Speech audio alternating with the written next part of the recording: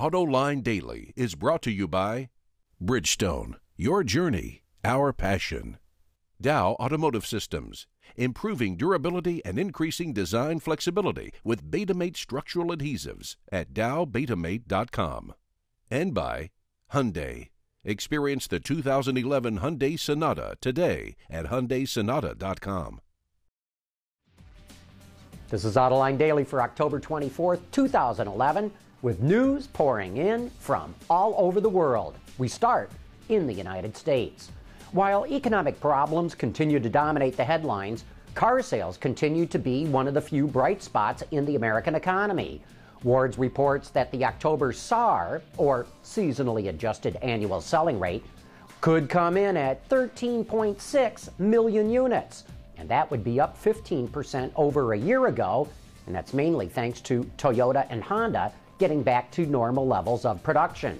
Wards predicts both companies will make significant gains in market share, and it says the total market will be down somewhat compared to September, but that normally happens, and the month-over-month decline will be smaller than in the past.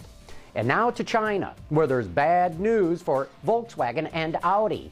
The government is about to introduce new regulations that will essentially prohibit government officials from driving foreign brand cars. Today, VW and Audi dominate that market. Not only is the government banning foreign brand cars for government officials, it's limiting what they can buy. Right now, they can spend up to $39,000 on a car with a 2-liter engine, but going forward, they can only spend $28,000 on a car with a maximum of a 1.8-liter engine. It's all about boosting sales of cars from Chinese companies. And speaking of China, the price of a set of license plates in the city of Shanghai has hit an average of almost $8,500. The city issued 9,000 license plates last month, but 19,000 people actually applied for them. Get this, people, that turns into nearly $1 billion a year in license plate fees, and that's just coming from one city. Now to the southern hemisphere, where Rolls-Royce is expanding its global footprint. The super luxury brand just announced plans to enter South America, marking the first time in history that its cars will officially be available on the continent. The fast-growing markets of Brazil and Chile are its main focus.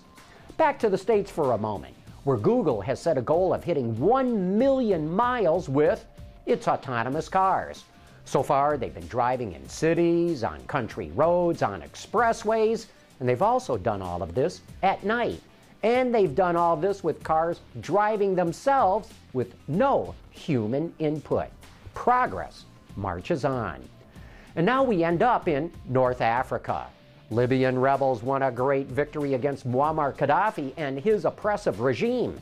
Ragtag freedom fighters battled government forces with whatever weapons they could scrounge up or even make. The Telegraph reports industrious insurgents constructed a battle tank. This Conestoga wagon-like vehicle is built on top of a bulldozer and features double-thick steel armor reinforced with concrete. Painted in the colors of Libya's new flag and emblazoned with Arabic script praising God, the armored earth mover bristles with 5 machine guns and a tank cannon on top. It was designed to take out sniper positions on rooftops. Coming up next, some of the technological progress being made on developing electric cars. Look at this.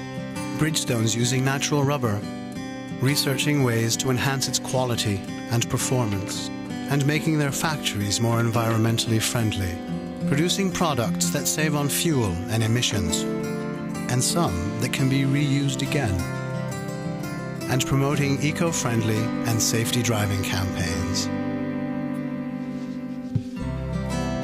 One team, one planet. Bridgestone.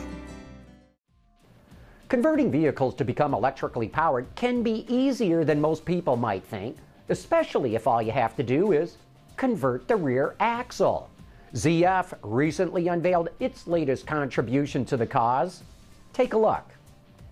I'm standing here with Dr. Peter Altenbroek, the Chief Technical Officer of the ZF Group. Thank you for taking the time to talk with me today. It is my pleasure. And I'm intrigued by what we're looking at here. I mean, to me, this looks like the axle with electric motors in it for an electric car. Do I have that right? That is perfectly right. Electric drives is one of the answers to the question, how can we reduce fuel consumption? And so also ZF is contributing to that. And we have two principles here. One that we can see here is an axle with built-in two electric motors. They are not in the wheel, they are close to the wheel. So we have reduced unsprung masses, and they allow to handle both wheels differently. That independently. Independently, and that means a plus, a advantage in driving ability.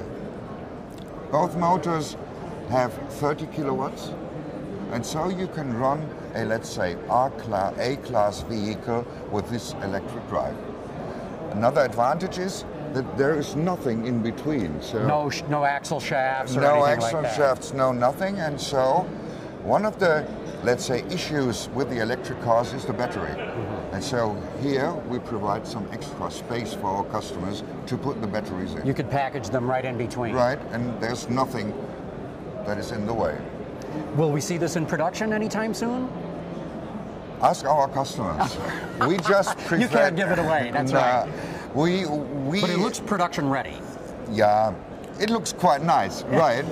We are testing it, and I think next year we will be ready to put it into our customer's car, and then we'll see. Next year, eh? Okay. Dr. Altenbroek, thanks so much for bringing us up to speed on this. It was my pleasure. Thank you very much.